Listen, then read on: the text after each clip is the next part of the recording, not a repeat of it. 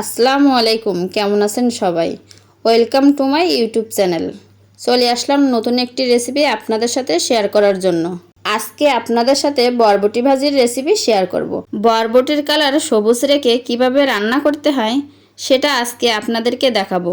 আশা করি আজকের বরবটি ভাজি রেসিপিটা আপনাদের কাছে ভালো লাগবে।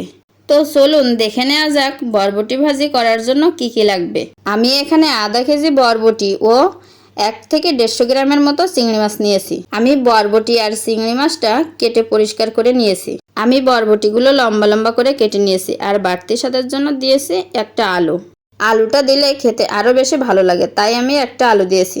এখন একটা কড়াইতে পরিমাণ মতো তেল দিয়ে চিংড়ি মাছগুলো ভেজে নেব। চিংড়ি মাছগুলো আমি লাল লাল করে ভেজে নেব। চিংড়ি মাছগুলো তেলে ভেজে নিলে চিংড়ি মাছের কাঁচা গন্ধটা আর থাকে না।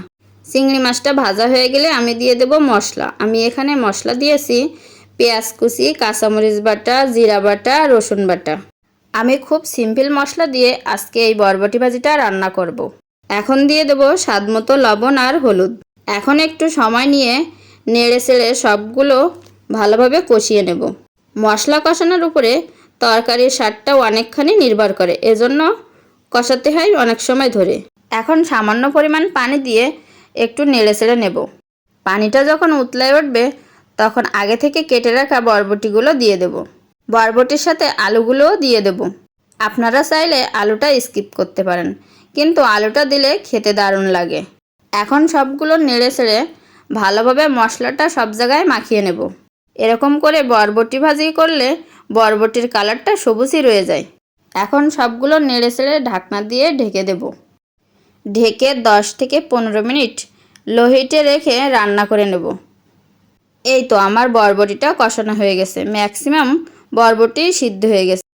এখন আরেকটু পানি দিয়ে বরবটিটা রান্না করে নেব, যেহেতু বরবটিটা সিদ্ধ হতে অল্প একটু বাকি আছে। আরও কিছু সময় ঢেকে বরবটিটা জাল করে নেব। এভাবে বরবটি রান্না করলে বাসার সবাই খেতে অনেক পছন্দ করবে। এই তো আমার বরবটি রান্নাটা হয়ে গেছে। নতুন নতুন রান্নার রেসিপি দেখতে চ্যানেলটি সাবস্ক্রাইব করে রাখুন।